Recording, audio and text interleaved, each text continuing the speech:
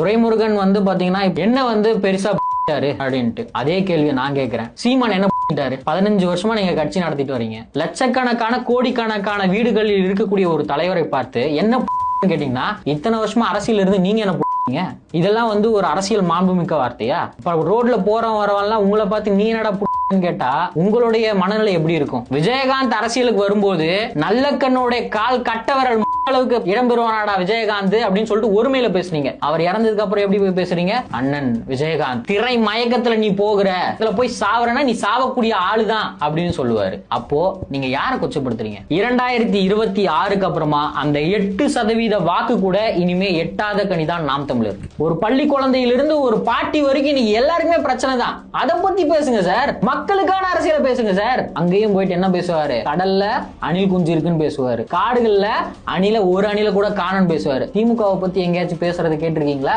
திமுகவின் எதிர்ப்பு குரலாக இருந்த சீமான் திமுகவுடைய அணைப்பு குரலாக மாறிட்டாருன்றதுதான் உண்மை. அவங்க போஸ்ட இவங்க ரீபோஸ்ட் பண்றதும், இவங்க போஸ்ட அவங்க ரீபோஸ்ட் பண்றதும், இவங்க ரெண்டு பேரும் சேர்ந்து தமிழக வெற்றி கழகத்தை அடிக்கிறதும் அந்த மக்களுக்கு என்னங்க பண்ணீங்க?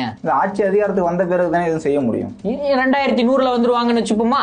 வேட்பாளர்கள் ஜெயிக்கலனா கூட பரவாயில்ல, கட்சியினுடைய தலைவரே வந்து ஒரு சட்டமன்ற உறுப்பினர் ஆகலன்னா எப்படி? அப்போ சட்டமன்றத்திற்குள் ஒரே ஒரு இருக்கைக்காக தன்னுடைய இரு கைகளையும் ஏந்தி, நான் அந்த வார்த்தையை நான் சொல்ல விரும்பல, எங்க தலைவருடைய பாட்டை போட்டு வாக்கு சேகரிச்சவங்க அவங்க. அப்போ உங்களுக்கு இந்த விஜய் வந்து புனிதரா தெரிஞ்சுட்டாரா? அவங்களுக்கு அதுதான் அசைன்மெண்ட். அதுக்குதான் பணம் வாங்கி இருக்கிறாங்க நாம் தமிழர் கட்சி. அவர்களை போன்ற செயல்கள் செய்வதற்கு தமிழக வெற்றி கழகம் ஆள் இல்ல.